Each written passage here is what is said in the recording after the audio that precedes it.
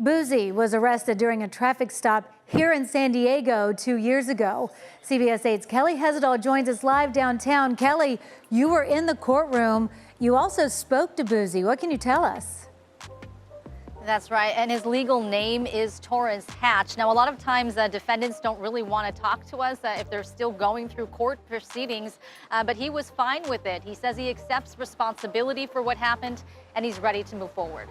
Yo, what's good, y'all? Welcome back to downtown where the real tea always hits first. Boosie Badazz is back in the headlines, and this time it's messier than anyone expected. The drama behind his case is heating up fast, and the streets are talking nonstop. It all started on May 6th, 2023, when Boosie pulled up in San Diego for a nightclub performance and a video shoot, thinking it was going to be a regular night. Music, money, and vibes. But Boosie being Boosie, he hopped on Instagram Live, flexing like always. Problem is, fans say they spotted a handgun tucked in his waistband during the live stream. What Boosie didn't know, cops were allegedly watching that live in real time. Next thing you know, a police helicopter is following his car through what they called a gang-affiliated neighborhood. When they finally stopped him, sources say officers pulled 2 fully loaded firearms out of his ride. First, it looked like Boosie had dodged a bullet. State charges were dropped almost immediately, and fans went crazy, celebrating like he beat the system again. But what nobody saw coming was the feds waiting in the shadows. A few weeks later, they swooped in, snatched the case, and made it federal. That's when things got serious. Word on the street is the feds came with heavy receipts, surveillance footage, social media clips, and ballistic reports. Rumor has it Boosie's lawyer straight up told him, "Fight this and you're looking at double-digit years." Insiders say Boosie had no choice but to take a plea deal. According to the whispers, Boosie pleaded guilty to 1 count of being a felon in possession of a firearm. In exchange, prosecutors dropped a second gun charge that carried an automatic 10-year minimum. But here's where it gets spicy. Multiple insiders are claiming this case is bigger than just Boosie.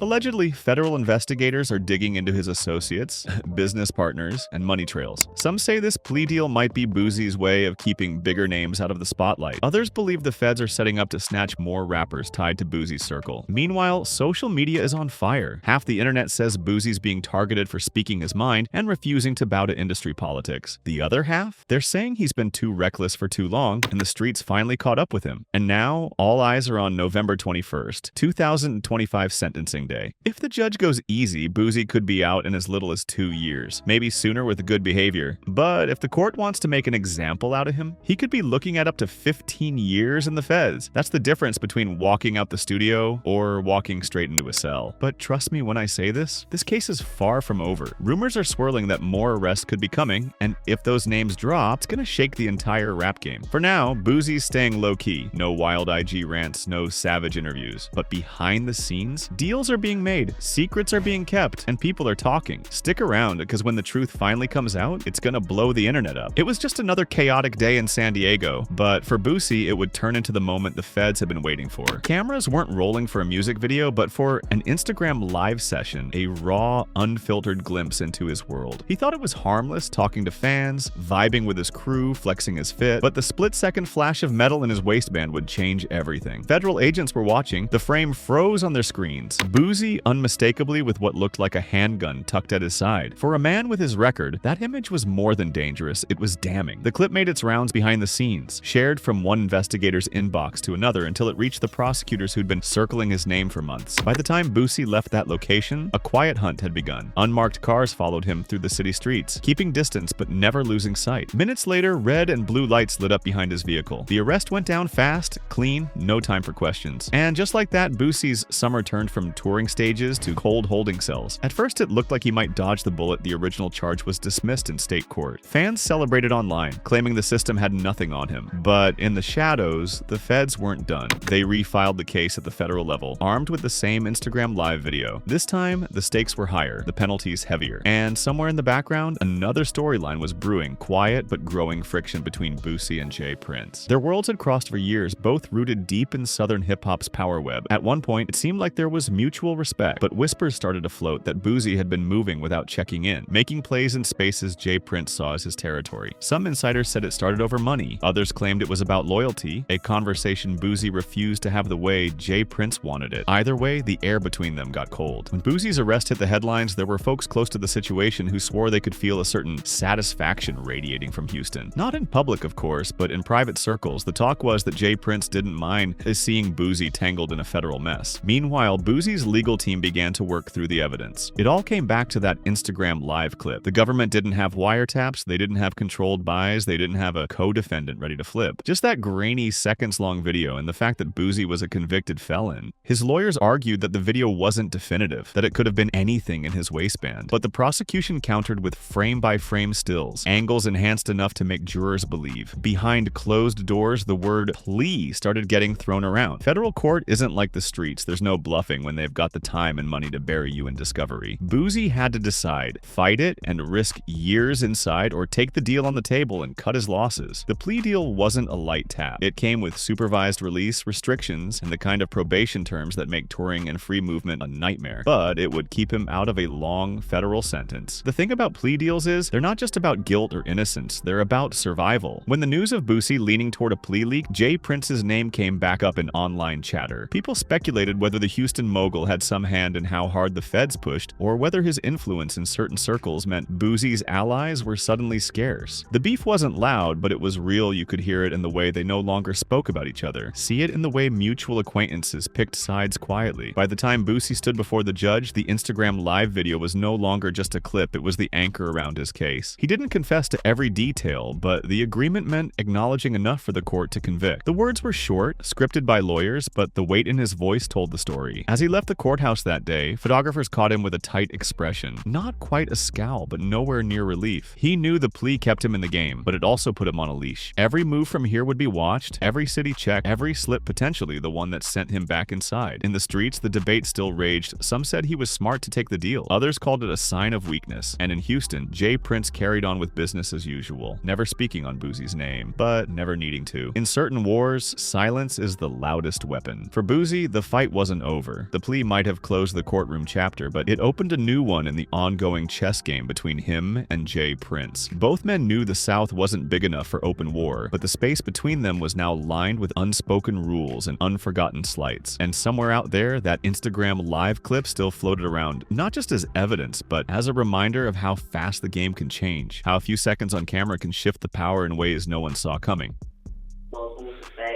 Man, what about shell at, man? Better fuck something, man. I ain't got my Boosie fade peeled up in a little purple up. Who that is? Oh, what up, babe? I heard you just fuck with that nigga Trey the dummy and shit, you heard me? What up, bitch? Man, this nigga that killed Bleak, bitch. You ain't think I'm coming for your bitch ass. What nigga you killed Bleak? Yeah, you ain't think I'm coming for your bitch ass, huh, nigga? Huh, nigga? Nigga, what you want, bro? You want the chain? You want for money, bitch. I want everything. Hold on, bro. Let's get it. Let's get it, man. Let's get it. Bitch. No, look, here's the money. So I'm gonna be right now. I'm gonna give you that new Boosie CD, man. You know, before, after you kill me.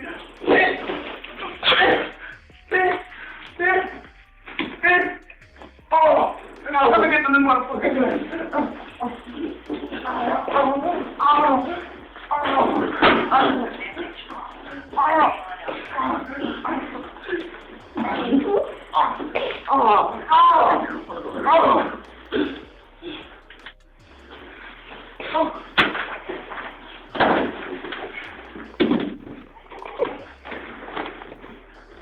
You come stand there, you get hit with that, bitch.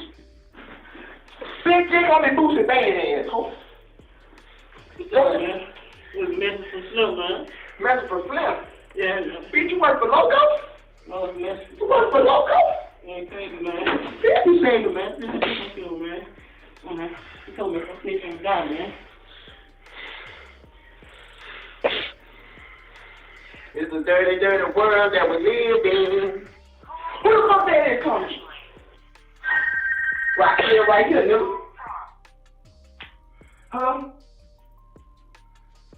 Uh-huh. You can't make it. Somebody slashed out your tires? Flash on, bitch! Tires, shit!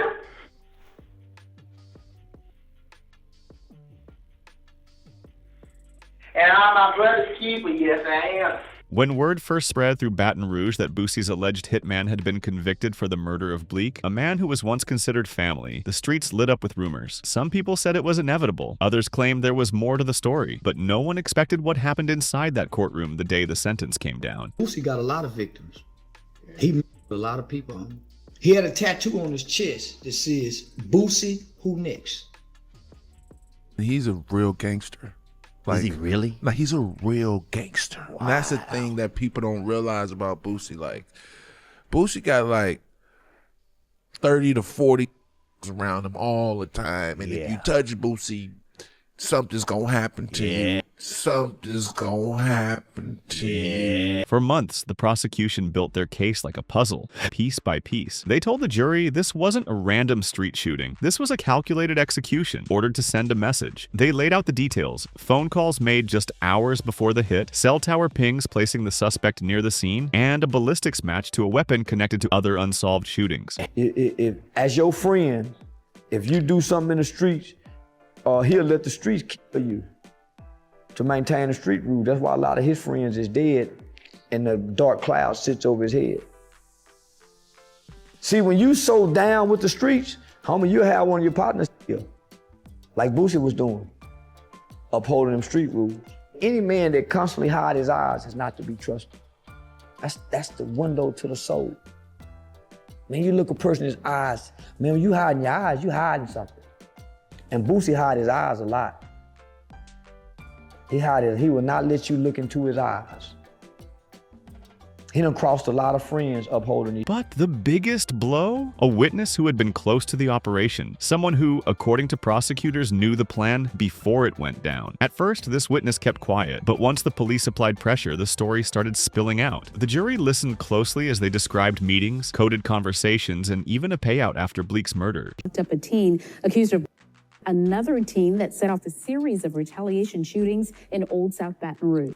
That shooting started a rash of shootings that occurred in that particular area. Inside the courtroom, the victim's mother sat in the front row every day, never taking her eyes off the man accused of killing her son. Talk. I don't give a about you waking up saying nothing. You won't answer the phone line. I'll tell you on it. I'll tell you. I'll tell you to your face. You don't scare me. You don't scare me. I push you out there, then gonna upload them. She clutched a folded photo of Bleek, the edges worn from being held so many times. The defense fought hard, telling a different story. They painted the hitman as a product of his environment, raised in poverty, surrounded by violence, and forced to make impossible choices to survive. They argued that there wasn't enough hard evidence to prove he pulled the trigger. You know, but as for the Boosie incident, the so-called beef with me and Lil Boosie, I ain't got no beef with Boosie because I talked to him. I talked to him maybe 4.5 months ago at the airport. I flew in from Mexico. I got a call that he was getting off the airplane. He was on his way to Baton Rouge because I knew somebody on the plane. I said, damn, this is the perfect time I can go catch him while he by himself. Right. Where ain't no entourage, it's just me and you, you know. Now, he wasn't acting like no nothing. You know, he stood up like a man. He talked to me. He told me that he ain't never crossed me. He ain't had nothing against me.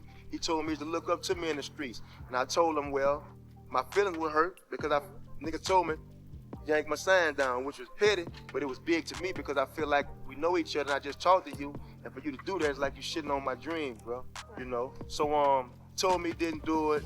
I told him, well, shit, ain't no beef. You know, just like I say, when I say things about people on songs, people gonna blow it up because they think it's gonna be, you know, but just don't know I'm entertaining my listeners, and I talk about anybody, you know. I could be with my boy A1, he make me mad, I might jot a little line about his ass, you might see us later on. Right. So make a long story short, people done caught on to it, ain't nobody really tripping. No, it ain't nothing personal, you know, like I said, I told him, I said, man, I'd be less than a man to do you something behind some he said and she said when I can just come approach you, because we know each other. You know, I know you and you know me. He even admits it was all a marketing campaign. I had did it because I had wanted to. I always think about marketing. You know what I'm saying? I thought it'd be an easy way to catch people's ear, and it worked. It did. You know what I'm saying? I did it. I took Boosie's album cover, took him off, put me on it, and I did it. But once you listen to the album, I had no disc. It wasn't a disc record. It just was something I wanted to just be different, be exclusive, you know? A lot of people took it the wrong way. A lot of people understood what I was doing, and they commended me for it, and the music spoke for itself. They told the jury, if you're not 100% sure, you can't take a man's life. But in end, the jury didn't see doubt. They saw a cold-blooded killing. When the verdict came back guilty on capital murder, the room felt heavier. The next phase was sentencing, and prosecutors made it clear they were going for the maximum, death. Again, the Sheriff's Department says local rapper Torrance Hatch, better known as Lil Boosie, was arrested today on aggravated second-degree battery charges. from a fight they say happened at his house on April the 12th. Sheriff's officials say when Boosie and a few others showed up at the house, there was some sort of a confrontation about a man stealing one of Boosie's necklaces. We're told that's when a fight broke out. Fist and possibly even a vase were used in the fight. One man was taken to the hospital with non-threatening injuries. Courthouse in Baton Rouge, where the jury has returned a not guilty verdict in the murder trial of Torrance Hatch, Little Boosie. A jury of 9 women and 3 men took about an hour to come to this decision, not guilty for Boosie. He is already serving time right now in Angola on drug charges, an 8-year sentence there. But you're looking at pictures outside District Court in downtown Baton Rouge. There was a huge crowd inside, outside the courtroom. On sentencing day, the gallery was packed with reporters, family members, and locals who'd been following the case. The judge read the decision slowly, every word hitting like a hammer. "I hereby sentence you to death." At first, the defendant just stared forward, expressionless. He'd been through the whole trial without breaking. But then, something no one expected happened. He turned his head, looked directly at the victim's mother, and said in a low voice that carried through the room, "I'm sorry, I know I can't bring him back. I was wrong." There was no response. The mother just held his gaze, her face a mix of grief and defiance. Some people in the gallery shifted uncomfortably. Others tried to hold back tears. Even the court reporter lifted her head from the machine, just for a second. Deputies stepped forward, cuffed his hands, and began to lead him away. As he walked toward the side door, he glanced back once more at the family, maybe searching for forgiveness, maybe just taking one last look at the damage his actions had caused. Outside, the scene was chaotic. Cameras flashed, microphones were shoved forward, and reporters shouted questions. The prosecutor told the media it was justice served. The defense attorney admitted this was one of the most difficult cases of his career, saying, "My client wanted to speak from the heart. He knows it won't change the outcome." The victim's family left quietly, avoiding the swarm of press. They didn't need to say anything. Their expressions told the whole story. In Baton Rouge, this case became a symbol, not just of one man's death, but of how deep the code of the streets runs, and how quickly loyalty can turn into betrayal. People debated whether the apology was real or just a last-minute move to save face. But whether it came from guilt or fear, it's the moment that will be remembered long after the case fades from headlines. And now, with the death sentence handed down, the clock is ticking. Appeals may be filed, lawyers will keep fighting, but for the hitman who once worked in the shadows, path ahead is clear, and it ends where the state says it will. Because in this story, there are no happy endings, only loss, regret, and the cold reality of a life taken, and another about to be.